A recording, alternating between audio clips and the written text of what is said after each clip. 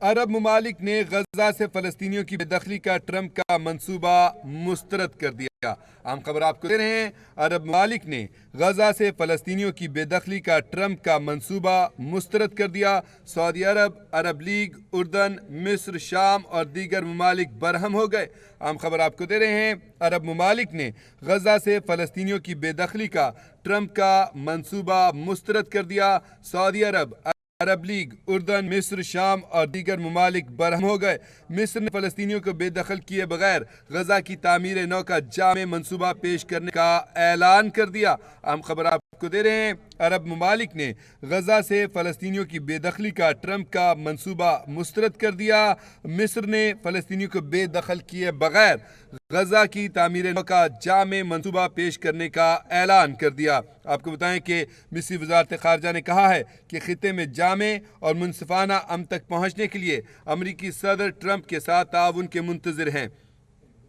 اردن کے وزیر خارجہ نے کہا کہ غزہ جنگ بندی برقرار رکھنے کے لیے امریکہ اور سٹیک ہولڈرز کی طرف دیکھتے ہیں۔ اردن کے وزیر خارجہ کا کہنا تھا کہ عرب مصر منصوبہ فلسطینی عوام کو بے دخل کیے بغیر غزہ کی تعمیر نو کا ہے۔ آپ کو بتائیں کہ سعودی ولی عہد محمد بن سلمان کی زیر صدارت سعودی کابینہ نے فلسطینیوں کی جبری بے دخلی مسترد کر دی۔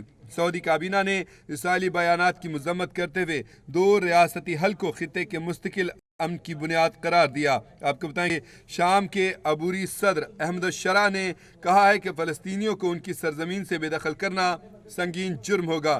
شامی عبوری صدر احمد الشرع نے کہا کہ دنیا کی کوئی طاقت فلسطینیوں کو ان کے وطن سے نہیں نکال سکتی۔ شامی عبوری صدر نے کہا کہ امریکی صدر کے لیے فلسطینیوں کو اپنی سرزمین چھوڑنے کی مہم کی قیادت کرنا دانش مندی نہیں ہے۔ آپ کو بتائیں کہ گزشتہ دنوں امریکی صدر ڈونلڈ ٹرمپ نے غزہ پر امریکہ کی جانب سے قبضہ کرنے کا اعلان کیا تھا۔ امریکی صدر ڈونلڈ ٹرمپ نے کہا کہ امریکہ غزہ کی پٹی پر قبضہ کر لے گا، ہم اس کے مالک ہوں گے۔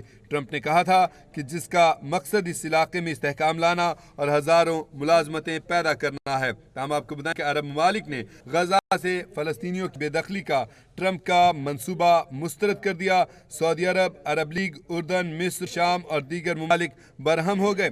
آپ کو بتائیں کہ مصر نے فلسطینیوں کو بے دخل کیے بغیر غزہ کی تعمیر نو کا جامع منصوبہ پیش کرنے کا اعلان کر دیا۔